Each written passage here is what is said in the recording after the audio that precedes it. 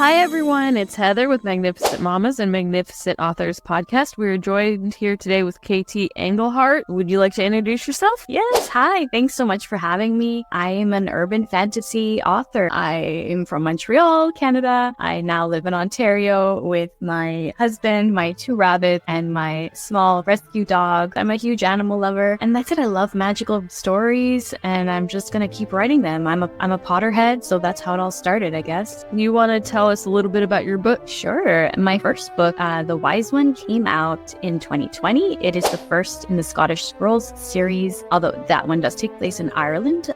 We then venture to Scotland in book 2. It's about a teenager named McKenna who learns she has magical abilities. It takes place in the 90s in Ireland. It's all about self-discovery and finding magic in nature and learning to ground yourself with the earth around you. And there's a lot of that spirituality in there. I guess that's what makes it stand out more too. I don't know if I'm explaining myself very well. No, you are doing wonderful. I'm going to be honest. I love sci-fi and fantasy books, and you've kind of just hit the nail on the head with mentioning Ireland and Scotland, because that is a place I've dreamt of going my entire life. So many people have this attraction to it, and it has nothing to do with Outlander. I swear, I just always had this fascination. My English teacher actually was Irish, and his stories were the best, and I just was attracted from a very young age. And then Harry Potter did it for me, of course, with the British Isles. I just had to go, you know. And we did. My husband and I went during our honeymoon in 2017. We went to Ireland and Scotland as I was writing the first book. Yeah, and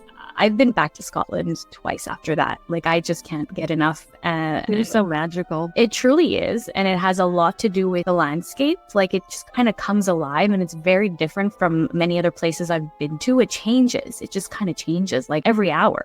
The weather, just kind of pop back inside, get back out, and it's something entirely different. That's amazing. That, like I said, that's one of my dream places. All my life since I was a kid, I wanted to go there. What is your attraction to it? How did that spark for you? I would probably, so I told you off screen, my grandparent or great grandparents are from Quebec, from Canada, and my grandfather, though, farther back, is from Ireland. He's Irish. So I've got that pull there in my heart, and it's just something that I love. The beautiful views that you see in pictures and in movies. I love just listening to the people talk. You don't have much of the Canadian accent, it sounds like. It's different from all over.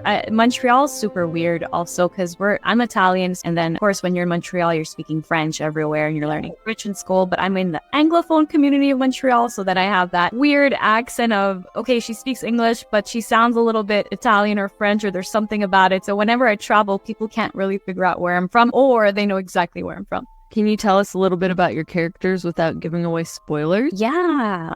So McKenna, I think she's more on the stubborn side, sees things a little bit at first anyway, a bit more pessimistic, or, there's something wrong with me. What's wrong with me? I don't fit in, and that sort of thing. In that sense, there is that coming of age aspect. So it's a bit of a lower YA. She's hard-headed. She has 2 dads. And in the 90s, that's very kind of weird, quote unquote, right?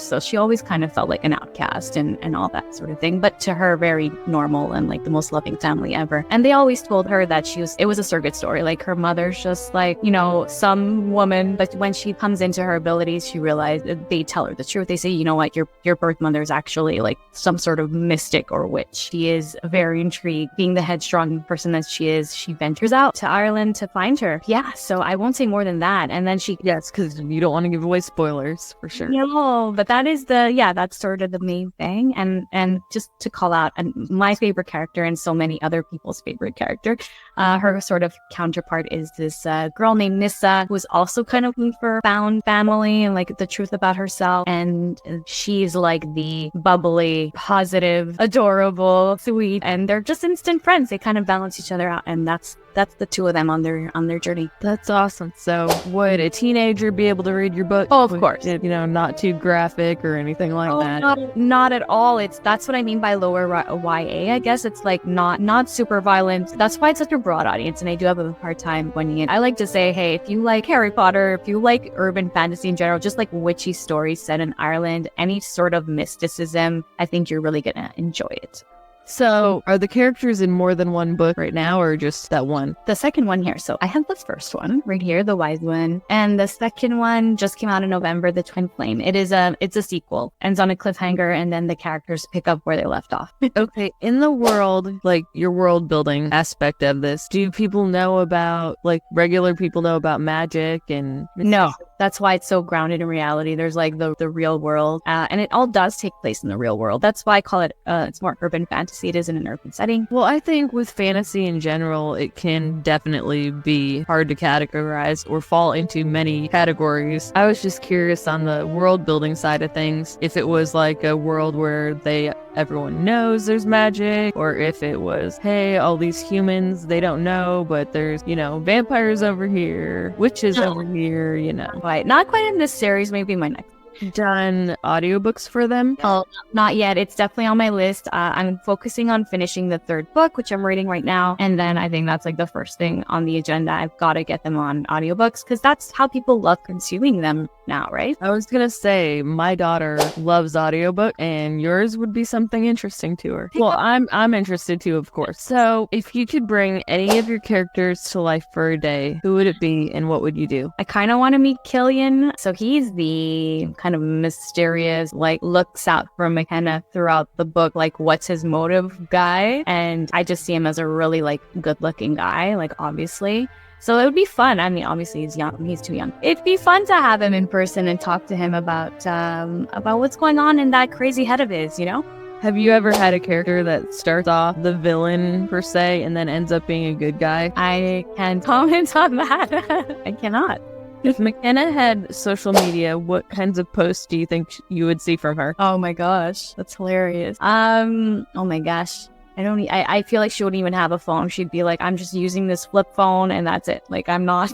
Back in the day, yeah. She would not have. If she had to, she might post like lame things her dads do. She loves them very much, but like they can be like adorably lame. So how did her dads end up with her? Like, I'm assuming, are they mystical in any way, like without spoilers? No. So her mother is the mystical one. Well, that's what I'm saying, but like, do they know about that world? So one of them, Sean, does know about the world. He knows all about it. He just kind of shielded it from her because he like wanted to be as far away from it as possible.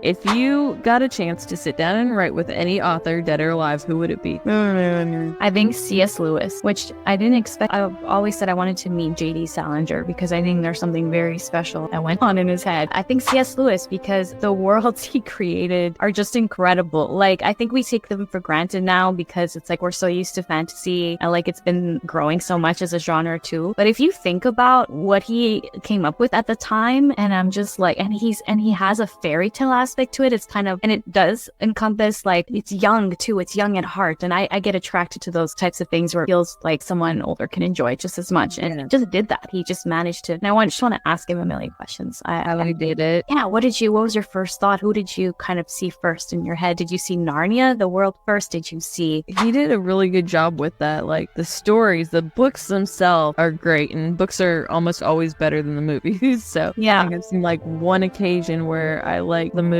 better, but that world building is a lot. Another one I'd say where like the world building or the time period that it was made would be like the Star Wars. Of course. Back in like what, the 70s, in depth is like insane. I love it. I think that's just, I'm not a huge Star Wars fan, but I appreciate it like a lot because I can't even imagine how you come up with something like this. It's just oh yeah.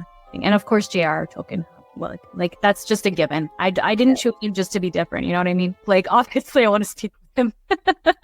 Well, believe it or not, like I've had people answer that, like not authors or people you wouldn't expect, I guess. I love hearing each and every answer though. What about, who would you say inspired you the most to write? Oh, I have to say J.K. Rowling, because that was the biggest, Harry Potter was the biggest series, that I just got into so quickly, and I just wanted to only consume that, and I reread them until the next one came out. That was just, it's too bad with with everything that's going on, but I'm separating the artist with the art. So I'm just going to comment on this Harry Potter. It's just something that I feel like it was like channeled, like it's very real to so many people. And it was to me when I was a kid. I was like, I just want to be in this world instead. And then I knew I wanted to create worlds, and I wanted to write about worlds, and I wanted to write about these kinds of friendships, these long lasting, friendships like that. Like the themes that were throughout were so important. And I think a lot of people forget about those aspects when they're writing, because they're focused on like creating the most compelling storyline and plot line and the twists. And I love all of that. Those are so important. But I'm very of the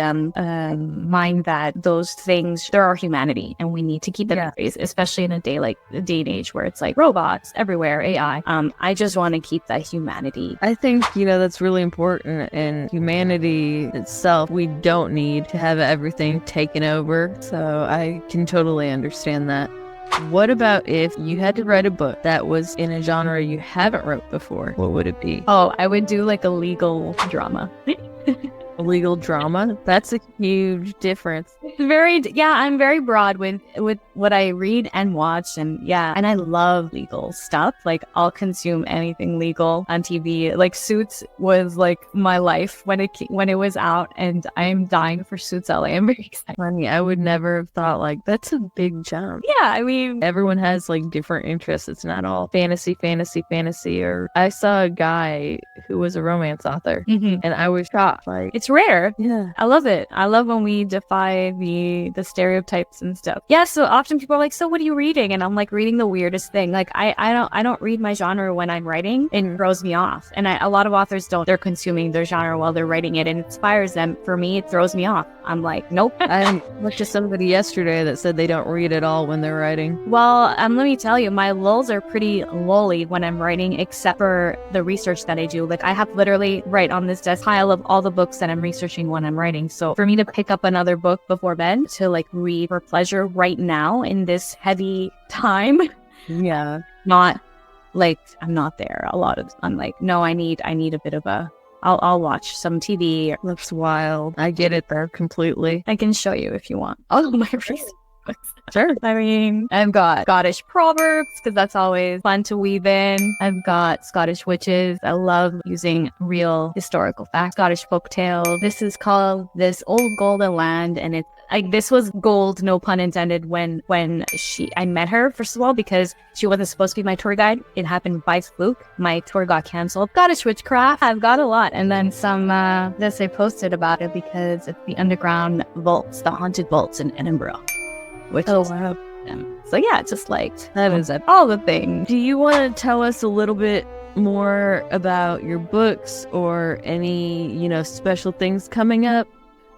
Sure. Well, actually, I will be speaking at Book Fest, which is huge virtual book festival. So just go find me there. I think the dates are beginning of April. I'm sure definitely going to have to look that up. Yeah, it'll be fun. And there's tons of authors speaking. I mean, it's not just, don't just go for me. It's such a great time. So yeah. And then if you like this sort of stuff that I'm talking about, folklore and mysticism in Ireland and Scotland, you can sign up to my newsletter. KTAnglehart.com. And just like follow me, I guess, at KT_Anglehart, and I'll do my best to keep you posted on all my work and stuff and try to keep things interesting.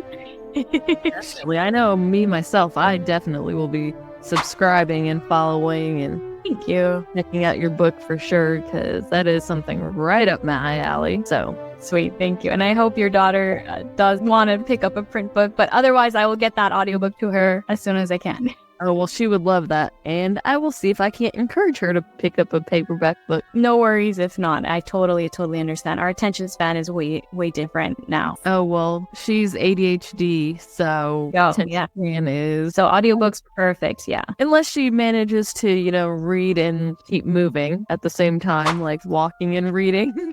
Wow, that's quite the skill. That might work. Doesn't sit still. So, but we'll make sure we have your social media, links to your books, everything like that on our website the day the podcast airs. And then it'll obviously continue to be up there. And then your links on the podcast as well, so that everyone can find you. Cool. So nice. You're welcome. Do you have anything else to add before we end this? Oh, I just love chatting like this. It's fun. And if I sound a little like not the most eloquent today, we had a time change, and I don't know if this affects you, but I feel I'm so tired. Is it because I'm older? Like I'm exhausted and I can't even. I'm still tired from it too, so don't feel bad. Can't form sentences like normal. So I appreciate you. I'm right there with you, and yeah. Thanks. Here we are. To join us today, and we have had such a blast, and we cannot wait to connect with you on socials and follow your progress and check out your book. So we will be doing that, and thank you so much for joining us today. Thanks, Heather. It's so much fun. Thank you.